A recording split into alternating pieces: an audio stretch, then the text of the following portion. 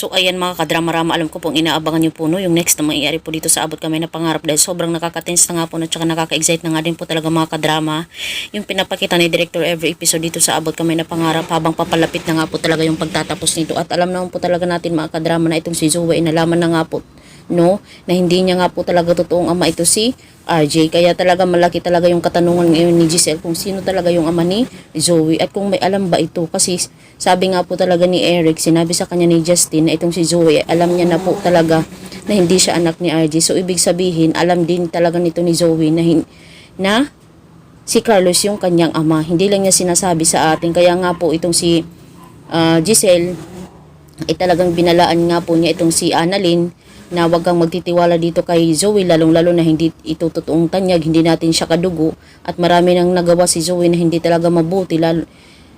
So mga kadrama, dahil nga po talaga dito ay talagang mag-doble ingat na nga po talaga itong si Annalyn at saka itong si Giselle, talagang gagawa po talaga sila ng paraan ni Eric, lalong-lalo na ngayon may kakampi na itong si Giselle na talagang hanapin yung justice talaga para kay Justin. At dahil nga po talaga dito ay malalaman po talaga nila Giselle na itong si Zoe, yung kanyang ama ay si Carlos. At lalong-lalo na ngayon wala talagang ibang sinisisi sila kundi itong si Carlos, dahil alam naman po natin na pagkakaalam nila patay na itong si Moira. At alam naman po natin na nakalabas itong si Carlos doon sa mental facilities, kaya walang ibang sisisihin talaga kundi siya.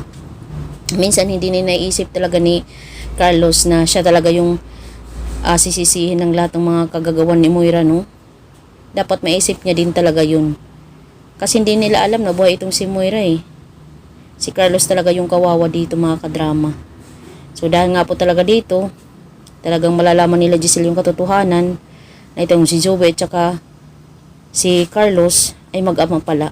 At matagal na itong alam ni Zoe. Hoping nga po no. Kasi nung time na itong si RJ nga, sinabihan niya itong si Zoe na kung matagal na yun na bang alam na hindi siya totoong tanyag, talagang nagsinungaling pa rin talaga siya. Nag-deny pa rin talaga siya. Kaya talagang ginampanan lang ni Zoe yung kanyang role na sabihin yung ganun, na nag-deny siya kasi hindi pa yun ang tamang panahon dahil hindi pa nga nagtatapos yung Abot Kami na Pangarap. Marireveal lang po talaga yung mga kadrama pag natapos na po talaga yung Abot Kami na Pangarap. So mga kadrama, alam ko lahat tayo ay naabangan talaga yung Abot Kami na Pangarap, yung pagtatapos nito. Kaya wag lang tayong susuko, darating din tayo sa point na matatapos din po talaga ito.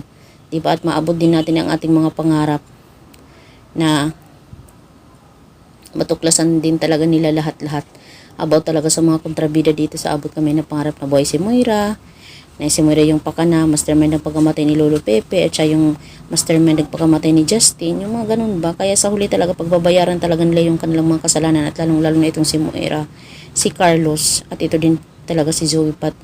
Masasama din pala talaga to.